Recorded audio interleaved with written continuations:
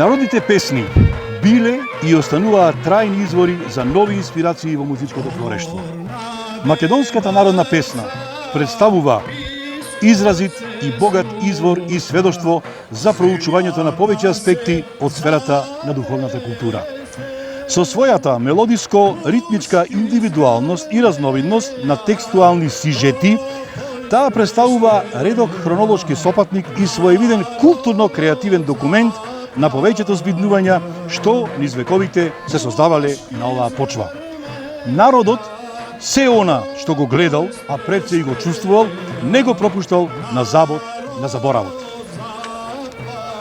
Со изразито и карактеристично чувство за отсликување на времето и настаните во него, тој успеал да го регистрира својот емотивен сензибилитет во форма на радост, на тага, одушевеност, решителност, борбеност и се она дадено во стихот, дијалектот, акцентот и мелоритмот на народната песна.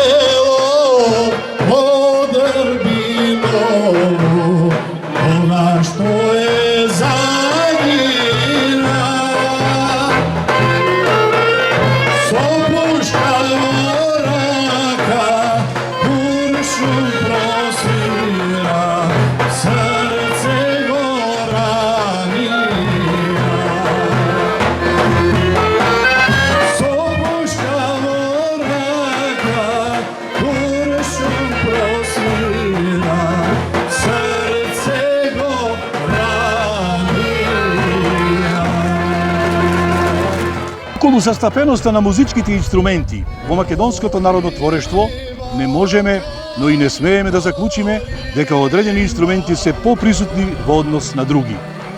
Присуството на музичките инструменти во народните песни се должи пред се на тоа каде биле употребувани овие инструменти, односно дали се употребувале во градските или во руралните средини. Се тоа се рефлектирало и во самите народни песни. Кавалот и шупелката, како овчарски инструменти, представуваат врска помеѓу овчарот и стадото. Се верува дека секое стадо ја препознавало свирката на својот овчар и така да кога некоја овца или говедо ќе залута, тој со својата свирка го наведувал до местото на кое се наоѓа стадото. Многу често, разговорно, кавалот се именува и како кафал. Од сите народни музички инструменти, единствено кавалот е во состојба најдобро да го изрази душевното расположение на овчарот во природата, склон кон меланхолично размислување и копниш. Во народните песни, можне често народниот творец не ја нагласува разликата меѓу кавалот и шупелката. Предпоставуваме дека тоа се должи на нивната визуелна сличност, начинот на произведување на тонот и карактеристичното држење на инструментот под одреден агол за време на свирењето.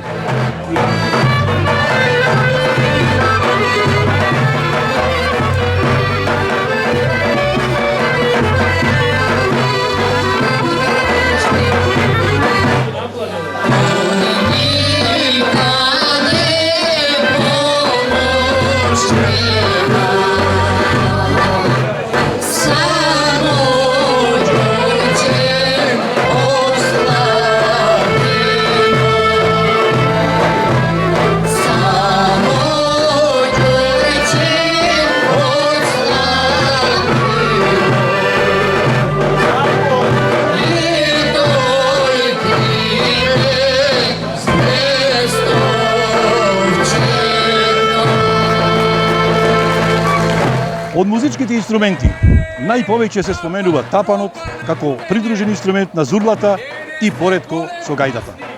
Тапанот е можеби еден од најопејуваните музички инструменти. Тој не може да остане неприметен во околината пред се поради неговиот силен и гласен тон, а потоа и по неговиот карактеристичен изглед. Го среќаваме како соло инструмент и претежно како придружен инструмент на зурлата и гајдата. Во народните творби, покрај воспоставените именувања на музичките инструменти, гајда, кавал, тамбура, зурла, тапан и други, во песните го среќаваме и терминот свирка, а за свирачите се вели свирци. Етимологијата на терминот свирка произлегува од свири, свирење. Кога го среќаваме терминот свирка, тој претежно се споменува како инструмент кој е во придружба на тапанот. Предпоставуваме дека кога се среќава терминот свирка, најчесто се мисли на инструментот зурла, кој редовно е придружен со еден или со два тапања.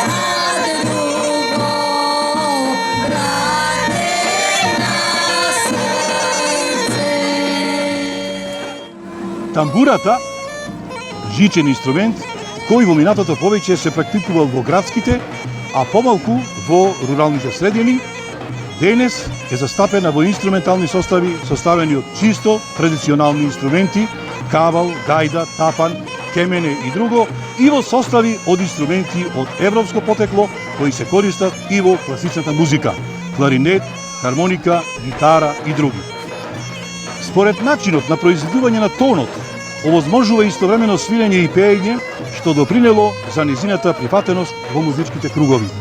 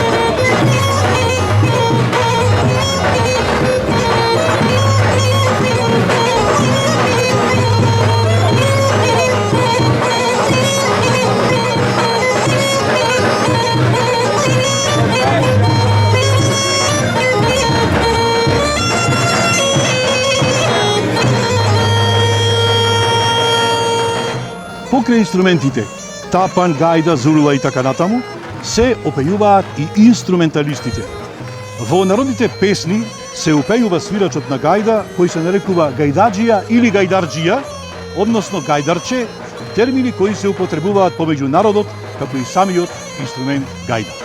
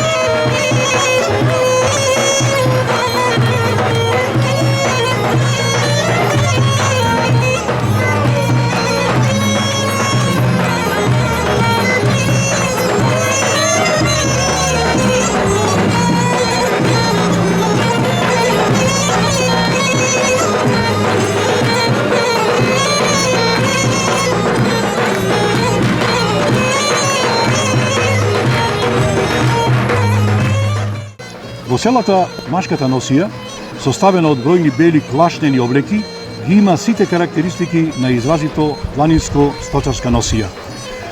Под кошулата од бело дебело домашно ткаено платно се носи аба, а врз неа џамадан од клашна. На нозете се носат бели клашнени ѕиври, ногавици од бела клашна, кои се придржуваат за појасот со волнени врвци, бели ажурно плетени чорапи со подвески, тесни појасчиња за придржување на чорапите од колената и опинци од говедска кожа. Се опашуваат со волнен ткаен појас, кемер, врз кој се носи ремен од кожа. Зимската облека е гуна од бела или црна клашна, безракавна, долга до колена, со специфични украси. Сакма од дебела валана волнено козинена ткаенина е типично сточарска облека за овчарите. Празничната носија и рубото на зетот се повеќе украсени. Во нивниот состав е забележливо бело прегаче со шар на прачки, како посебна ознака на ергенството. Бела сакма влегува во составот на специјалната руба венчаничка, е детал од носијата на младоженците и младите мажи. Аба е подкошула од бела навалана клашна, по крој иста како кошулата, но во должина покуса. Кошула од бело лито или четворно самоткаено памучно платно, долга до колена, кроена од следниве делови: затилок или јака, ракави долги до подлактиците, рамно кроени, во долниот дел широко отворени, преден стан, предна пола, заден стан, задна пола и бочници, најмногу по 12 од двете бочни страни. Кошулите за млади мажи се везени со црвени или жолти конци, а оние за постари исклучиво со бели конци. Гушале. Тоа е парче бело памучно платно во триаголна форма за покривање на предниот отворен граден дел од кошулата на горниот крај со врвки за врзување околу вратот. Се носело како составен дел од празничните кошули за млади мажи, украсено со вез од мониста, со петлици и со пулејки. Калци. Тоа се плетени полуракави од волнена прејџа, носени од шаките до лактите, за ергени и млади мажи, шарени калци, а за стари мажи, бели калци. Дзиври. Од бела, валана, клашна, вид старски гајчи, кроени во форма на ногавици, долги од глуждовите до препоните, на горниот дел пришиени врвци со помош на кои се придржувани за појасот, по рабовите украсени со црни гајтани. Започнале да се носат во почетокот на 20-тиот век, летно време се облекувале под ѕибрите, а во зима под вечвите и под шалварите. Шалвари или црни бечви од црн четворен шајак, долги до под колената, од глуждовите до колената врз шалварите се облекувале куси ѕиври. То се клашнени подколеници или чорапи. Во студено време се носеле над џиврите, над гајчите или над бечвите. За потопло пак, старите мажи во шалварите ги вовлекувале и скутовите на кошулата. Појас волнен ткаен се носел во неколку вида. Подвеска, тесно појасче, ткаено на црвена основа со прави шарки, го носеле машки деца до времето на пубертетот. Чемер, широк околу 10 см, а долг околу 3 метри, ткаен на црвена основа со прави хоризонтални шарки, носен од времето на ергенството до средно доба. Чорапи, волнени, плетени на 3 игли, составени од следниве делови: горниште, стапало и прсти, од натршната страна на нозете со расцепок, за млади мажи орнаментирани во разни бои, а за стари бели. Подвеските за млади мажи биле украсувани со аловни киски, пртеници или куси џиври, вид подколеници, некогаш изработувани од четворно пртено платно, од четворно бела и црна валана клашна, во составот на зимската носија се задржале до неодамна. Обвијала или каучури, старски зимски доколеници од бела или црна лита клашна, скроени во четириаголна форма, со помош на врвци се обмотувале околу нозете од глуждовите до под колена. Пинци од свинска или говедска кожа со врвци или ремење кои се вкрстувале од долу до подвеските, се изработувале во кругот на домашното огниште.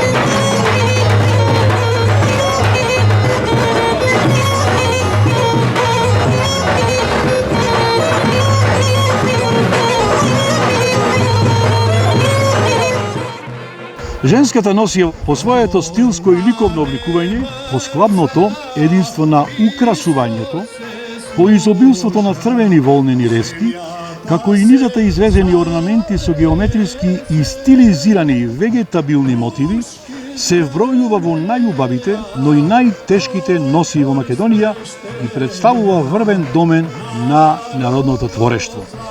Невестинската носија тежела преку 50 оки, околу 63 килограми. Врз белата платнена кошула, богато украсена со густо извезени мотиви во техниките писано, лозено и грабено, се носи сагија, саја, од бело платно или клашна, украсена со вез и богати подкитки од резки кис. Околу половината се опашуваат со долг црн плетен појас и ткаена волнена скутина прегач, вута, украсени со ситни мотиви и подкитени со густи волнени рески.